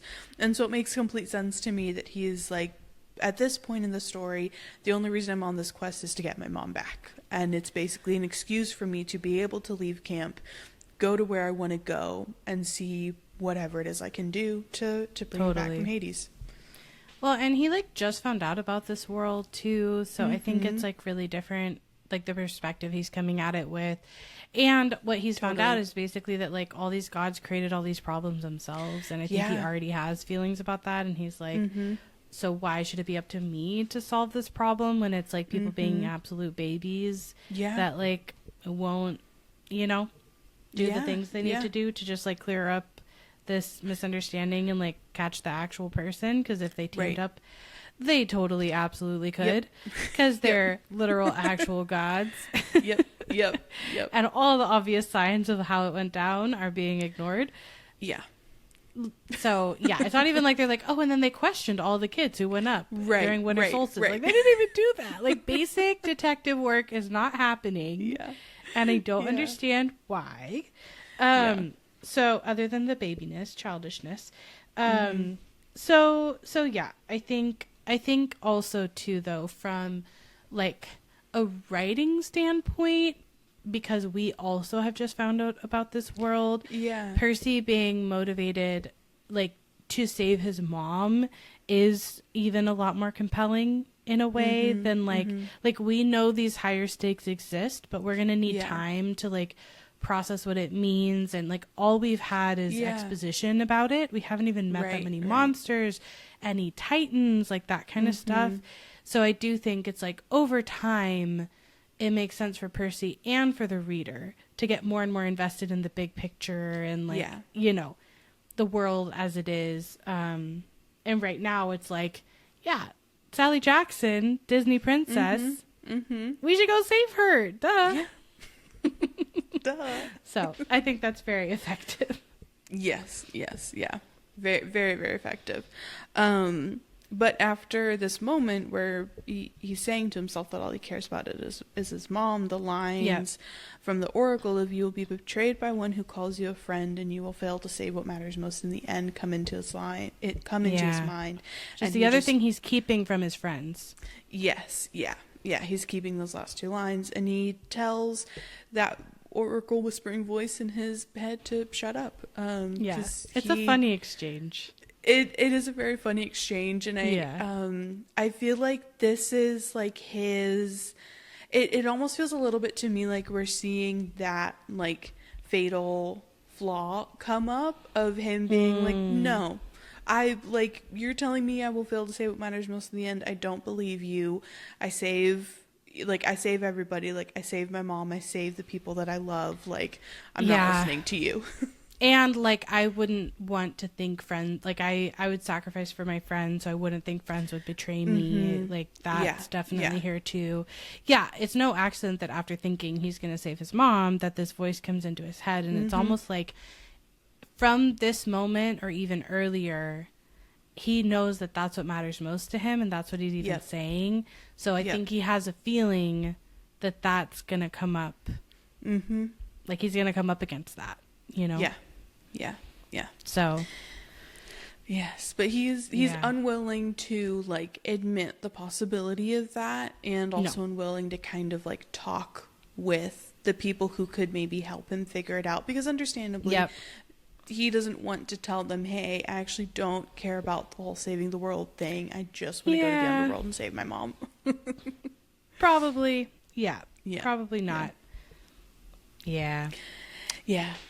And now we get to the bus. We kind of have like Act 1 and Act 2 of, you know, this, Act 1, Act 2, Act 3. So Act 1 was we're at camp getting ready to leave. Like, we're leaving camp. Act 2 is the journey to the Greyhound station and arguing and all these things. Act 3 is the aforementioned bus. And it starts with, for a change, the rain kept coming down. We just can't escape this rain. No, Zeus is like, you've left camp, I shall make it rain. Yep. Yeah, not money, unfortunately. No. They could use that. Just water. Yeah. And while they're waiting for the bus, Annabeth, Grover, and Percy have gotten a little restless, so they play hacky sack with one of Grover's apples, which is so fun and adorable, and also feels so hard to play hacky sack with an actual apple. Yeah, apples are actually kind of hard. Yes, and like hacky sack is made much easier by like a kind of softer, like more malleable thing that you're trying to keep in the air for like versus a reason. just a hard apple. But Annabeth is unbelievable at this, which love that for her. She can like bounce the apple off her knee, her elbow, her shoulder, whatever, and I'm like, you go, girl. I know. Love that. And Percy's like, I wasn't too bad myself. Not to brag or anything. But I kept up. Yeah. But here we get Hungry Grover, because the game ends when Percy strikes again. tosses the apple just a little too close to Grover's mouth, and in one mega goat bite, the hacky sack disappeared, core, stem, and all. Yep. I love mega goat bite as like an official amount of food one would eat. Yes. I feel like I should start using that. Like when I take a big bite of food. Man, that was a mega goat bite I just took. Yeah. And Grover's like blushing and he's trying to apologize, but Annabeth and Percy are just cracking up. And I love, especially with like what's gonna come next, I love that they get this like fun bonding moment. Yes. That does feel kind of like summer camp-esque, you know? Totally. Like that just feels like they're kids getting to be like joyful, playful kids. And becoming friends. And it's like a moment where, you know, if you have Annabeth and Percy who have this like conflict and they both are friends with Grover because they both have a history with Grover, then it's like a perfect way for Annabeth and Percy to bond is over a moment where they can both laugh at something Grover does, and not even at his expense. It's just hilarious. So it's like yeah, I think it's like a perfect opportunity for them to bond, and it feels like the first moment, and I love that we get it so early, of like the team coming together and building the friendship, which is like really cute, and it's so simple, but it's so sweet. Yeah, and it is those really simple things like that really like bond people together. Yeah, especially initially. It's those like funny, random, simple moments that oftentimes become things that you like reference back to, like, oh my gosh, remember that time we played hacky sack at the bus station and and Grover ate the whole yeah totally. But after this like very fun moment, the bus comes, and Grover, as they're standing in line to board the bus, Grover starts looking around, sniffing the air like he smelled his favorite school cafeteria delicacy, enchiladas. But this is not a fun sniffing the air reason. No. Percy's like, what is it? And tensely Grover replies, I don't know, maybe it's nothing. But Percy can tell it's not nothing. He's looking over his shoulder too. They finally get on board and like sit in the back of the bus and stow their backpacks, but Annabeth is like nervously hitting her Yankees cap against her thigh. Like everyone's very on edge. Like, they don't know what jittery. It is. Yes. But I do think that one thing that stood out to me here is like they get on the bus even after Grover has this feeling. And in contrast to Percy, who tends to listen to his instincts, or like I think has a closer kind of connection to them.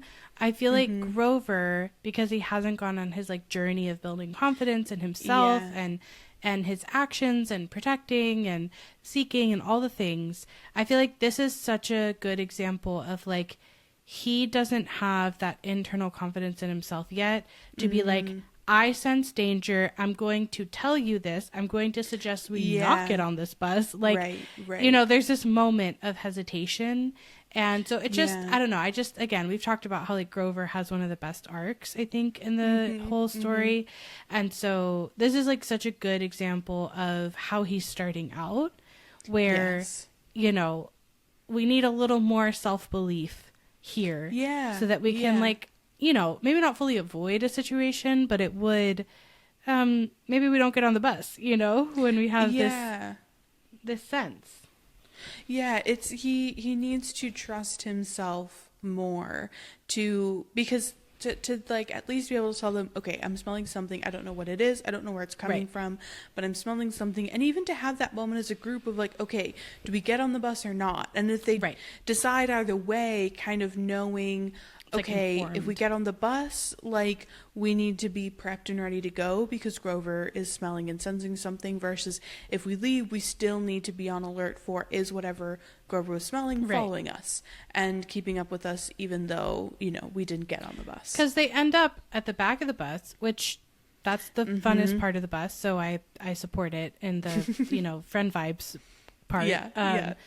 But they end up in the back of the bus without having seemingly checked for exit routes, because when they look for them, there aren't any, right? There's not a way out the back. There's not a way out the top. There's not a way out the side. And so that conversation might have led to, just like a different placement or scoping out who's even there. Like, just maybe like waiting to board the bus until the very end, like seeing everyone else get on before deciding, and you know, or being like, okay, we need to sit at the very front of the bus or something like that. Because Percy straight up recognizes Mrs. Dodds, like she is there as Mrs. Dodds, so like it's, you know, she's findable. So it's just, you know, it's like part of this journey that we're gonna go on to see Grover learn to trust himself, learn to trust his instincts, you know, slowly grow in that area. And we know he has such a good heart, and that's what makes him a good protector and a good seeker. And right now it's like, okay, we need to combine that with like action and self-trust. But like we just said about Mrs. Dodds, as after they've sat in their seats, they see an old lady board the bus wearing a crumpled velvet dress, lace gloves, and a shapeless orange knit hat that shadowed her face.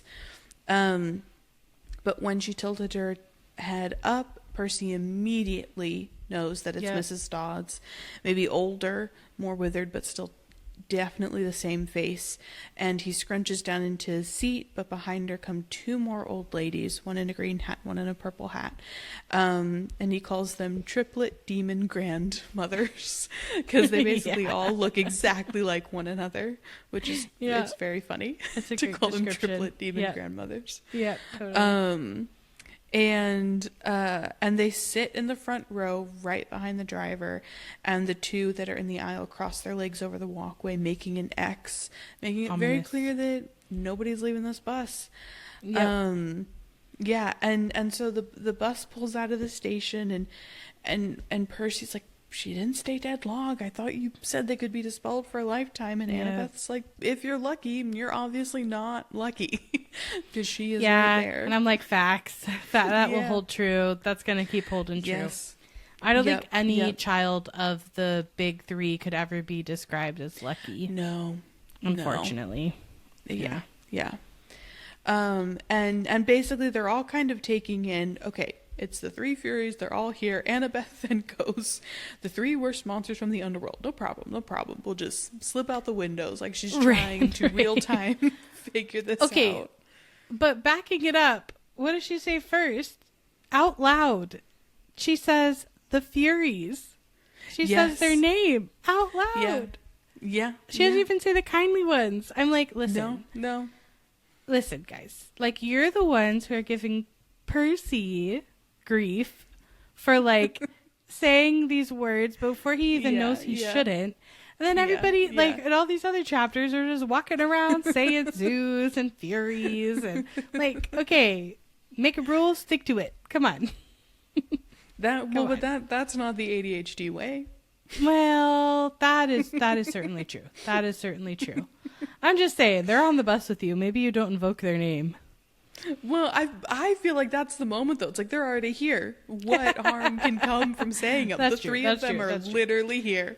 It's like, I just think that they like haven't identified them yet, you know? Sure. Yeah. But yeah, and Annabeth is like, we'll slip out the windows, and Grover moans they don't open, and she's like, a back exit, but there isn't one. And Percy kind of notes, even if there had been, it wouldn't have helped, because by that point they were on 9th Avenue heading for the Lincoln Tunnel. And Percy's like, they won't attack with witnesses around, right? Like, will they? And Annabeth says mortals don't have good eyes. Their brains can only process what they see through the mist. Unless they have magical eyes. I thought it was interesting that she specifically said mortals don't have good eyes. Yeah. No, I know. This theory is it's coming together. It's coming together. Yeah. But Percy keeps on being like, but they won't actually like. Yeah, he hasn't quite learned about monsters yet. No. And Annabeth is basically like, it's really hard to say like what the mortals would or would not see. Yeah. But then the bus hits Lincoln Tunnel, and at this point, Mrs. Dodds gets up and says, "I need to use the restroom." Except for the lights running down the side. Yes, because they're in the Lincoln Tunnel. So we are enshrouded in darkness now. Mm-hmm. And Mrs. Dodds gets up, says, "I need to use the restroom," and the second and third sisters say they go, "So do I. So do I." Very normal, casual thing happening. Yeah. Yeah. And this is a moment where I think it's the first time I feel like we really get to see Annabeth like thinking on her feet very quickly and like coming up with like a really good idea and a really good solution to a problem that feels like they don't have any way out of, because she tells Percy to take her hat, and she says, "You're the one they want, turn invisible, go up the aisle, let them pass you, like maybe you can go up and get away." And she says, like, your scent is so powerful that maybe they won't notice Grover and I, because they're just so like zeroed in on trying to find you. And Percy has a moment of like, he doesn't want to leave them. He literally says, "I felt like a coward, but I took the Yankees cap and put it on.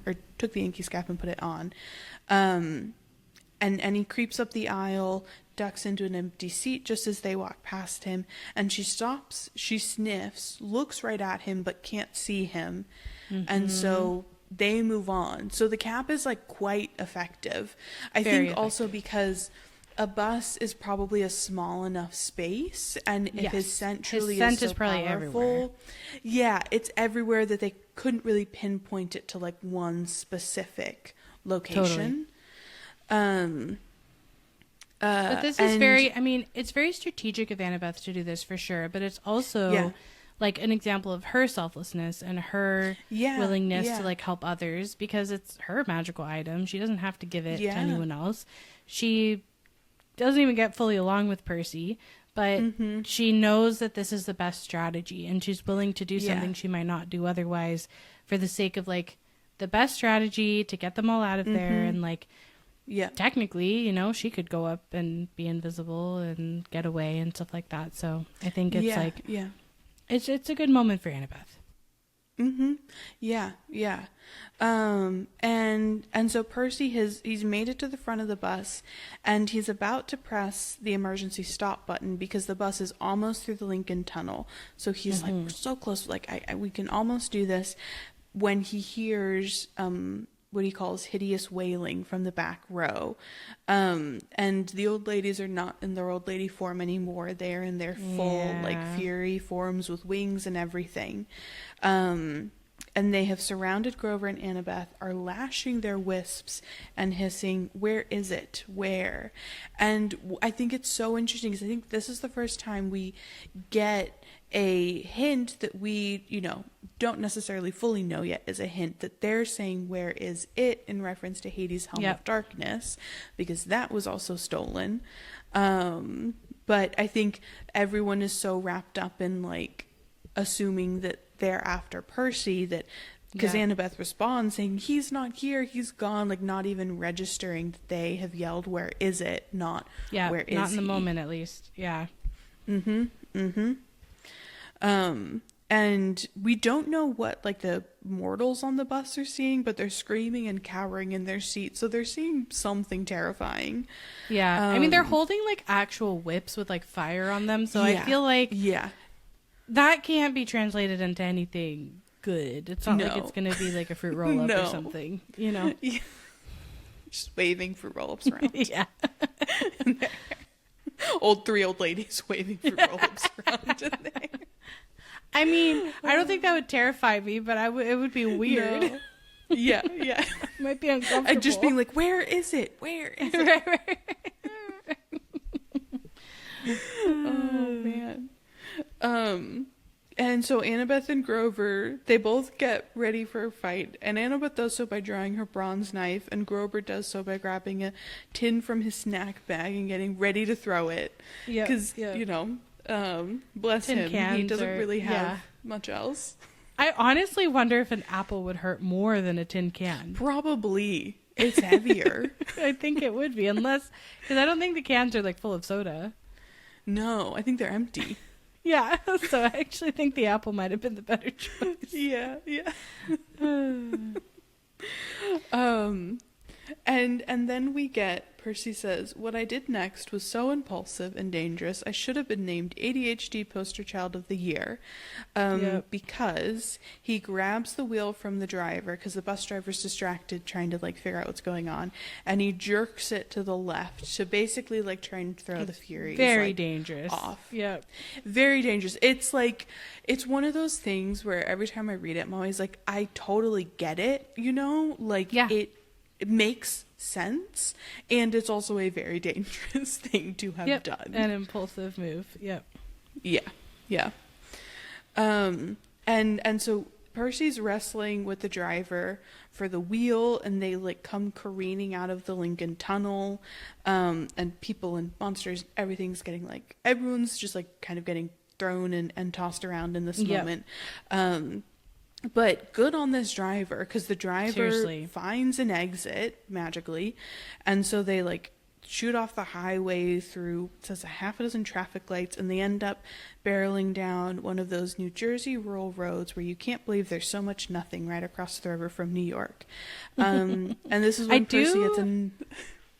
I do want to say though, I do feel like bus drivers are all a little bit magical, because if you think about what they have to do all the time on a daily basis, of like, I used to ride the bus a lot. It's like driving this giant vehicle. Yeah. That's like humongous, that barely fits in the lanes that it's driving down, and maneuvering turns, getting places on time, helping people get in and out, like monitoring all of that. Yeah. I do feel like bus drivers are all a little bit magical. So I feel like this bus driver is really pulling off some stuff, but I think it's like a credit to all other bus drivers out there. Oh yeah. Yeah. Absolutely. I completely agree. And so after the bus driver pulls off a little bit of that magic, Percy gets another banger of an idea, and he hits the emergency brake while the bus is basically kind of going full tilt. And so the bus spins in a full circle on the wet asphalt, because of course it's still raining, and crashes into the trees. And the emergency lights come on, the doors fly open, and everyone just, like, leaps off the bus. The bus driver's the first one out. Passengers, like, are stampeding after him. And it basically just leaves the Furies, Annabeth, Grover, and Percy on the bus. And we proceed to get our third monster fight of the book. Yes, we do. And it's sort of a Revenge of the Furies, but we get we get 3 for the price of 1 here. Yep. The Furies regain their balance. They lash their whips at Annabeth while she's waving her knife and yelling in ancient Greek, telling them to back off, which sounds kind of like intense and funny in a way. Sort of like, stay away, but like in ancient Greek. Grover throws the tin cans, which like don't seem to be doing that much. No. Percy looks at the open doorway, and in this moment, he knows he is free to go. I think this is like a key thing that he thinks of. He's like, I am free to go. Yeah. But I couldn't leave my friends. And again, we get to that, the kernel of what is his fatal flaw. He takes off the invisibility cap and says, hey. So he's drawing the Furies to him, even though in this moment they are not aware of where he is. They turn, bearing their yellow fangs, and Percy says, the exit suddenly seemed like an excellent idea, because he's not even off the bus yet.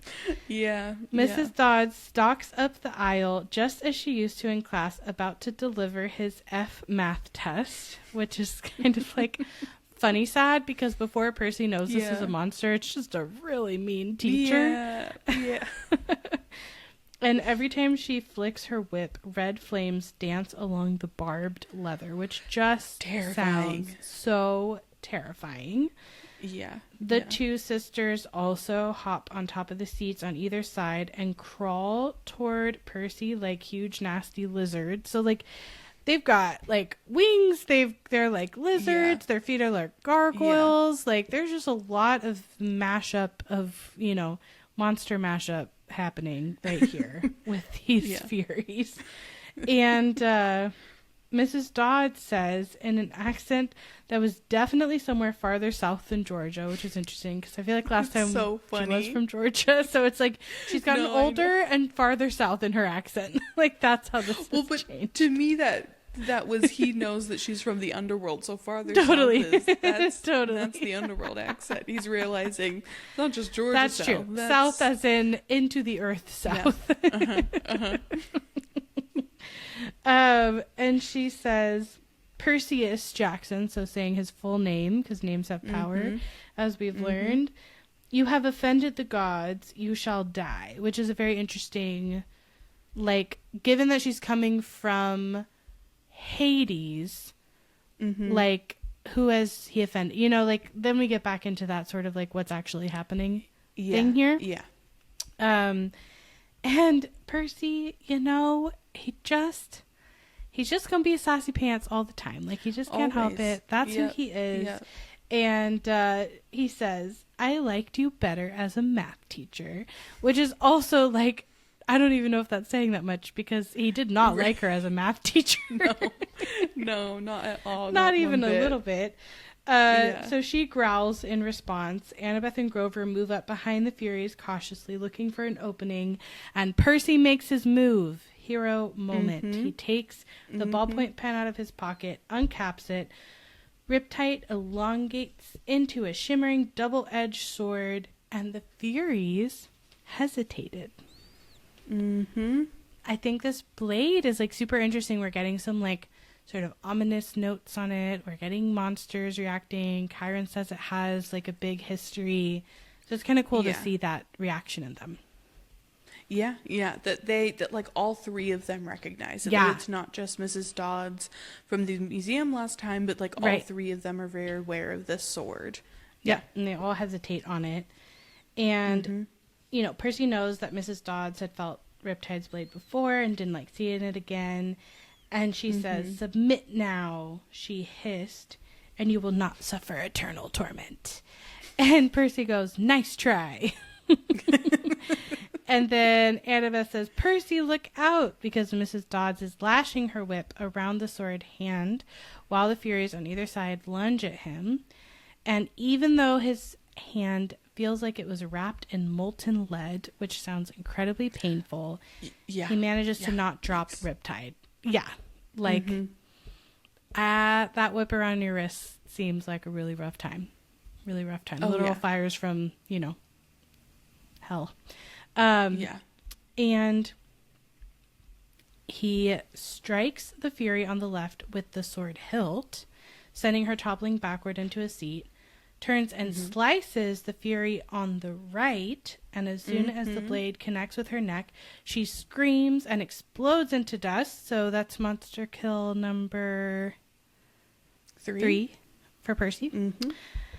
So then Annabeth got Mrs. Dodds into a wrestler's hold, which is really impressive and probably like speaks to a lot of camp training there. Yanks her backward while Grover rips the whip out of her hands and then yells, "Ow, ow, hot, hot." Because, yes, the Fury that Percy has hilt slammed comes again, talons ready, but he swings Riptide and she breaks open like a piñata. Mrs. Dodds was trying to get Annabeth off her back. She kicked, clawed, hissed, and bit, but Annabeth held on, which, again, is very, very impressive on Annabeth's end here. Yeah. And Grover gets Mrs. Dodds' legs tied up in her own whip, which sounds painful for Mrs. Dodds, given that it's like and for fire. Grover, like handling the whip. And for Grover having to handle it. That. So everybody's being quite brave here. And then she says, "Zeus will destroy you. Hades will have your soul."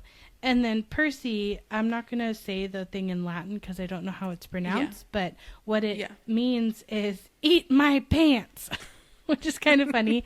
And as we're tracking the sort of Greek-Latin connection with Percy, he says something in Latin here, not Greek. I know, which I think is so fascinating. Like, I think I've normally just been like, oh, it's something, you know, from one of his many Latin classes, like came back like into his brain in this moment.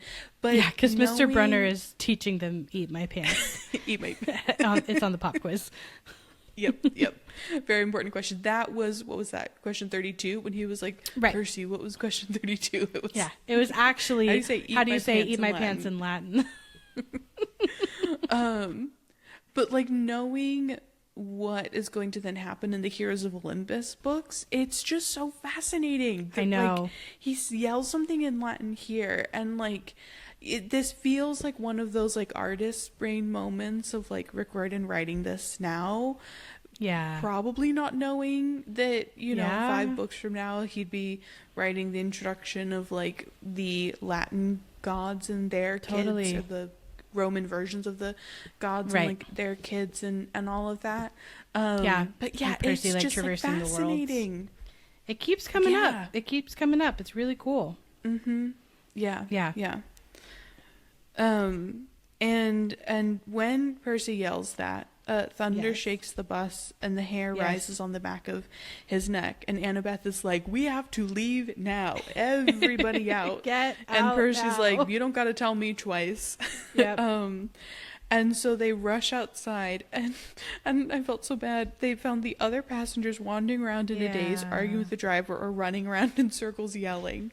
And one tourist in particular, running around in circles yelling, "We're going to die." And one tourist in particular, wearing a Hawaiian shirt and having a camera, snaps a picture of Percy before he can recap his sword, which is gonna come back later. Yep. Yeah, that's gonna come back to haunt him a little later. And right as Grover realizes that they all left their bags on the bus, boom, the windows of the bus explode as the passengers all run for cover. Lightning shredded a huge crater in the roof, but an angry wail from inside told Percy that Mrs. Dodds was not yet dead. Dun, dun, dun. And so Annabeth is like, run, she's calling for reinforcements, we have to get out of here. So they plunge into the woods as the rain continues to pour down, the bus in flames behind them, and nothing but darkness ahead. Ominous ending to the chapter. Very ominous. Yes, yeah. Yeah. So Percy has now, between the museum and this chapter, defeated all of the Furies on separate occasions, but he has now true. Killed all of the Furies individually. Plus the Minotaur. Yeah. Yeah. Yeah. Not too shabby for a kid who just learned that he was a demigod like 2 weeks ago. Yeah. Yeah. Yep. Okay, I have a question for you. Okay. So, we know that the camera is going to take a picture of Percy that will not show him with his sword. Mm-hmm. Does the mist trick film in cameras, or does it matter who's looking through the camera? Like, if Annabeth took a picture of Percy, would it show a sword, or would it show something different because of the mist? That's a really good question. Yeah. What do you think? I haven't thought about that before. My brain wants to say that it depends on who's taking the picture, because I would like to think that like the kids at camp could have like fun little Polaroids of them, like with all their stuff. There even are photos of, like, there's a photo of Talia, Luke, and Annabeth, and I was just thinking, like, I bet you could see the dagger, or you could, like, I don't remember for sure. Yeah, we could pay attention for that, but I bet you would see the weapons. Yeah, it also maybe is like context dependent, you know, like a picture at Camp Half-Blood could show anything, but maybe the mist kind of knows, like, are you in a space where the mythological world, like, is fine to be seen versus if not. Just seems like so many things come back to like what, like, who is looking at things in this world, in this universe, you know? Yeah, it really does seem like it does come back to that, and like who is able to see what. Though the thought that my brain just had was, if you are someone who is like blind or visually impaired in some way, like for everyone, the mist would also, I'm assuming, impact what you're hearing auditorily, in that moment.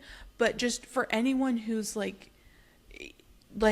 would you then still like, would you like feel the sensations? Like if you were on that bus, would you, like, would it prevent you from feeling the heat from like the flames on the whip? Like basically how, or maybe not even hearing a crack of a whip. Like maybe it would sound like something else. Yeah. How does it affect the other senses? Like, what can you smell? Yeah, that would be really interesting to know. Yeah. And like how is it able to like manipulate all of the five senses, you know? Because you can even like, if something's burning, you can kind of start to taste that. Like as you're breathing it in, you can like taste that in your mouth, that like, oh, something is on fire right now. So yeah. That's interesting. I'm curious. I'm just I'm curious about like the mechanics of how the mist works, and I'm curious about like the photography question. So yeah. But I do think if I had to like pick one reason, I think it would be that it just depends on like the person wielding the camera, and if they're someone who like can like is affected by the mist or not, you know. And I would agree with that. Would be the distinguisher. But yeah, I think that makes sense. I just hadn't thought about it till I read this chapter. For this particular read through. So many fun things we've never thought about before. So many fun things. That's kind of the fun point. Okay, any final thoughts or themes this week from you?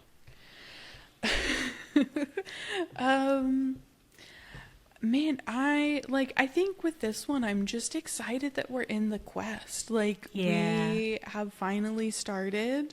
We're here. We're in an adventure. We're taking the hobbits to Isengard. No. It's different. Wrong book. But yeah, I'm just excited that we're in the quest now and we're in that part of the book. I was looking at how many chapters there are in total, and there are 22 chapters. And this was chapter 10, so next week's chapter 11, we will officially be halfway through the book, which is very exciting. I looked at how many pages there are total today and divided it by 2. And you also pretty much literally... The last page of chapter 11 is halfway through the book. So we both got the same answer. Isn't that funny? Yeah, but from 2 different ways. Did that. For the record, we are not twins. We get asked if we're twins a lot. No. We are not, but sometimes we twin mentally, so maybe people just pick up on that. Yeah. That's so funny. Grow up with someone long enough. Your brain's gonna happen. To become they meld somewhat the same. Melted brains. But yes, I am really excited to be halfway through, but also, like you said, just at the beginning of the quest part, it's always so exciting to be on the quest, and there's just such fun things ahead. So, so many fun things. I cannot wait. This is the first time I've realized that it isn't until essentially close to halfway through the book that the quest actually starts. In my brain, that whole first part pre-quest is this is a couple chapters, you blow right through them, and then you get to the meat of the book, which is the quest. But it really dawned on me this time that wow, you really have to get through half the book before you are on the actual quest, which I think is really fun and really cool, and also I think speaks to how much of the world building happens and how much is set up for you to understand and be invested in before you then move the characters and take them on a literal cross-country journey throughout the entire United States.